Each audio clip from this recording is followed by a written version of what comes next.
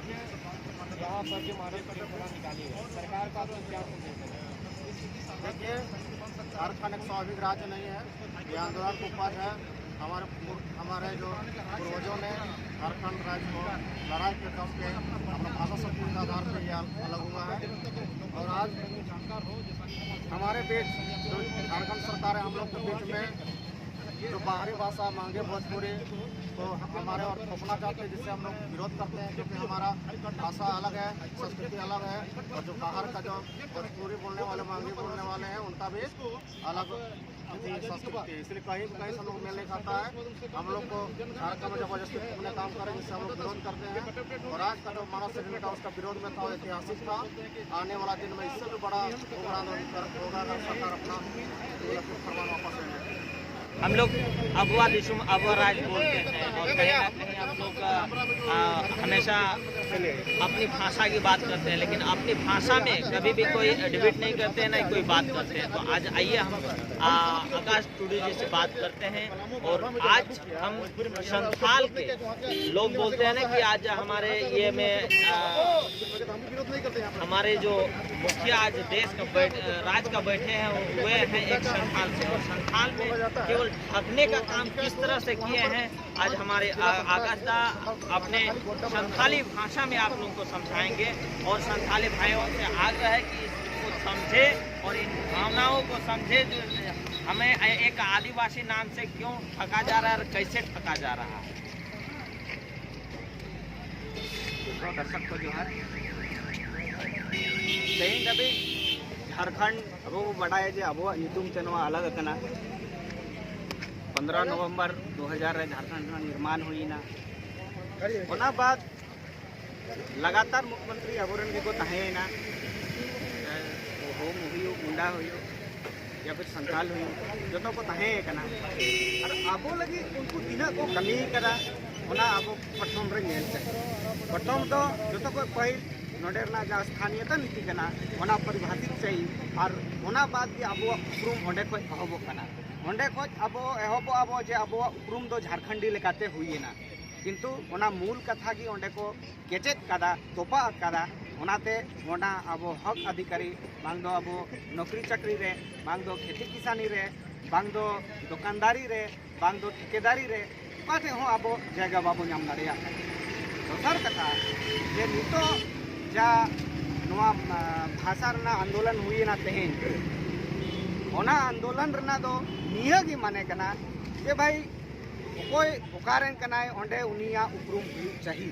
तो आबो नोंडे रन कना बोन नोंडे आबो भाषा मेना तो नोंडे भोजपुरी भाषा दो बांग हुई चाहिए उनको अड़ी कम गया को और उनको भाषा दो मिटन रोड रना गालमराव रना बोलचाल रना भाषा कना उनको आदो कोना लिपि हो बनुआ ओनाते नोंडे रना जहाँ मेना उनको हक आयदारी नाम माको नवा आंदोलन रना नवा के मूल मकसद ताहे कना संगे मुख्यमंत्री को से अबोरन जहाँ तीन की सरकार को बनाव केदा जो तो सरकार केवल और केवल लूट खसोट केदा को ठेकेदारी रे लूट केदा को दुकानदारी रे लूट केदा को नोंडे रेन हर हक आयदारी एम लगी के दो बांग को कमी रे चिरा से डोमिसाइल बाद तो सेकेंड हुई करा नोंडे ना राजभाषा और आबो आदिवासी रेना 8वीं अनुसूची रे शामिल कान आबो अनुवाना संताली अड़ांग संताली भाषा भारत ना संविधान रे शामिल कना आदो मिटन भारत रे संविधान भाषा जहाँ शामिल करा ओना नोडे राजभाषा हुई दरकार से बांग ओना रहो कोई हो बांग को कमी लेदा इंग आसो कनिंग जे आबो जो तो कोई बढ़ती पॉपुलेशन मेना तब ओना नोडे जहाँ संताली ते बन रोड़ा ओनाते ओना ना राजभाषा हो नोडे हुई जरूर कना। दादा आपसे एक चीज़ जानना चाहते हैं, आप जिस तरह CNT एक्ट को मानते हैं, CNT एक्ट को मानते हैं ना कि ये कहाँ तक आदिवासी को CNT एक्ट सुरक्षा देती है? देखिए जो कानून बना हुआ है कानून में CNT का मतलब ये हो गया कि आदिवासियों का ही ऑक्सीजन है। आदिवासियों का अगर ऑक्सीजन ही आप छीन लीजिएगा या धीरे धीरे इस तरह से घटा दीजिएगा तो आप देखे होंगे पिछले दिनों महामारी में ऐसा हाल रहा कि ऑक्सीजन की कमी के कारण ही कोरोना में सबसे ज़्यादा लोग मरे हैं। उसी तरह धीरे धीरे उनकी ज़मीन को लूट करके उनका ऑक्सीजन को लूट करके उनको ख़त्म करने के लिए साजिश चल रही है। और ऐसे अगर लगातार लूट ज़मीन की होती गई तो निश्चित रूप से यहाँ के जो लोग हैं वो ऑक्सीजन लेस हो जाएंगे और मर जाएंगे। देखिए, CNT एक्ट का मतलब ही होता है कि कोई दूसरा जमीन खरीद ना सके, अपना ही प्रखंड का आदमी होना चाहिए, अपना ही डिस्ट्रिक्ट का आदमी होना चाहिए। लेकिन माननीय मुख्यमंत्री जी का अभी 4 जगह घर है ना, तो उसमें क्या कहना चाह रहे हैं आप? वो कहाँ का ये बासिंदा लग रहे हैं, कहाँ का प्रखंड लग रहे हैं? देखिए, कौन प्रखंड से वो 4 जगह में जैसे घर है उनका, दुमका में भी है, बोकारो में भी है, बोकारो में कई जगह घर है, इनमें से आपका क्या कहना है? देखिए, सबसे पहली बात है तो संवैधानिक तौर पर देखें तो हमको चुनाव लड़ने का अधिकार कहीं भी दिया है। हम दुमका में भी चुनाव लड़ सकते हैं, जमशेदपुर में भी, रांची में भी और सिमडेगा में भी। तो चुनाव आप लड़िए, चुनाव लड़ने के लिए आप आज़ाद हैं, हमारी बातों को पूरा होने के लिए आज़ाद है। लेकिन इस तरह यदि यहाँ का मुखिया, आप यहाँ का लीडर है और आप ही इस तरह विवाद में फंसे रहेंगे तो ये एकदम से गलत है। अगर क्या है सच्चाई आपको जनता तक बताना होगा, मुख्यमंत्री को जनता तक ये सवाल का जवाब देना होगा, तभी क्लियर होगा। अन्यथा हम क्या, कोई भी कहेगा कि अगर CNT कानून को हम मानते हैं तो CNT कानून का उल्लंघन सबसे पहले आपने किया।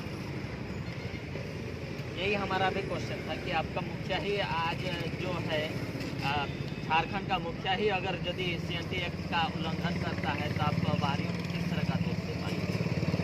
देखिए, ये एक जांच का विषय है। निश्चित तौर पर बहुत संगठन द्वारा इस बात को लाया गया है, बहुत सारे सामाजिक संगठन है, NGO है, इस बात को लाए गए हैं और हमको लगता है कि आज ये कुछ दिनों में और इशू बढ़ेगी और जांच का विषय है, जांच पर जा करके फिर से वो स्थगित होगी। जिस रूप से न्याय होना है सबको मिलेगा। आज का जो मानव श्रृंखला था, क्या लग रहा है कि आपका मुख्यमंत्री जी को जिसकी कानों में जुड़ेंगे?